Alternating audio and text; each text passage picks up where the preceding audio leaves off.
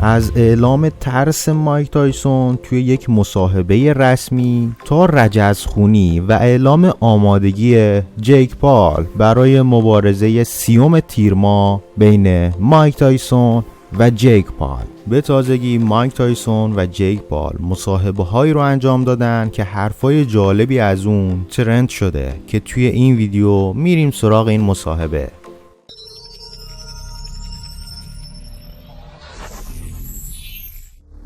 با مصاحبه مایک تایسون شروع میکنیم، جایی که گفته ترس دارم و مضطربم، اما وقتی وارد رینگ بشم اون زمان جیک پال باید بترسه و مضطرب بشه.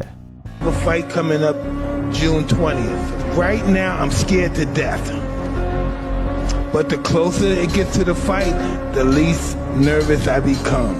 And once it gets where I step in that ring, then it's all over. I'm not nervous anymore. I'm not scared anymore. He's going to be nervous and scared.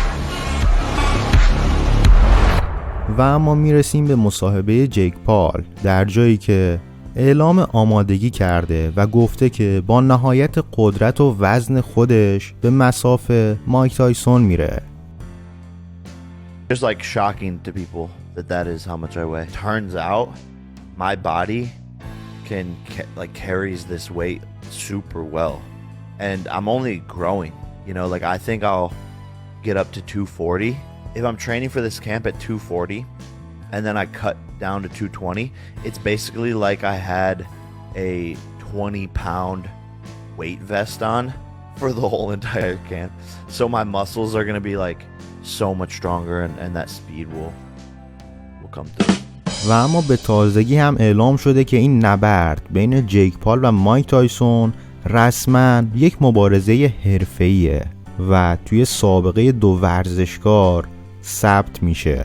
با این حال باید شاهد 59مین مبارزه مایک تایسون و از اون طرف 10مین مبارزه حرفه‌ای جیک پال باشیم و ببینیم برنده این مسابقه جیک پال 28 ساله است یا مایک تایسون 58 ساله. این مبارزه قرار 30 تیر ماه در تگزاس و با پخش زنده از شرکت نتفلیکس برگزار بشه. ما هم سعی میکنیم که این مسابقه رو به صورت کامل پوشش بدیم، پس اگر علاقه دارید از اخبار و حواشی این مبارزه با خبر بشید، حتما با کانال دفاع همراه باشید.